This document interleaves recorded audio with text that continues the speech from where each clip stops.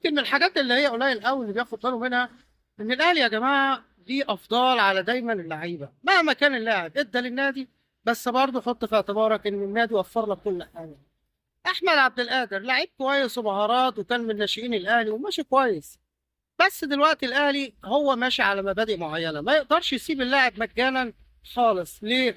الاهلي يا جماعه مؤسسه كرويه استثماريه وبيحاول يجيب لعيبه ويودي لعيبه وهكذا والدنيا ماشيه كده. ده في اي مكان في العالم ده شغل احتراف. احمد عبد القادر مصمم ان هو يمشي من النادي الاهلي بطريقه مجانيه خالص. بطريقه مجانيه خالص. يعني الاهلي ما يستفدش ماديا منه والاهلي قال لك لا. واحمد عبد القادر رافض كل العروض اللي جايه له عشان الاهلي عايز يطلعه على سبيل الاعاره. يعني في نفس الوقت هو رافض ان الاهلي يستفيد ماديا. ليه؟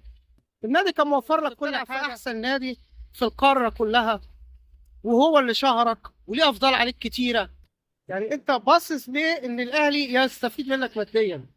ايه المشكله لما يستفيد منك ماديا؟ مفيش اي مشكله جدا يا جماعه. هو دي طبيعه الحال. ما انت برضه لو مريت بمشكله مثلا او لا قدر الله لا قدر الله يعني جالك رباط صليبي. الاهلي برضه بيحاول ان هو يعالجك ويقف معاك لحد ما تقف على رجلك. وده حصل مع لعيبه كتيره. زي مثلا اكرم توفيق الاهلي وقف معاه سنه كامله. واول ما شد حيله وتمام قال للاهلي لا شكرا عشان الاهلي كان هيديله 15 مليون في السنه. ايا كان الاختلاف.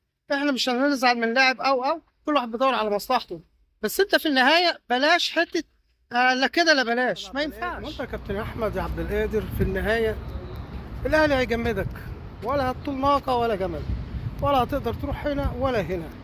فانت زي ما بنقول ايه يعني كفى المؤمنين شر القتال.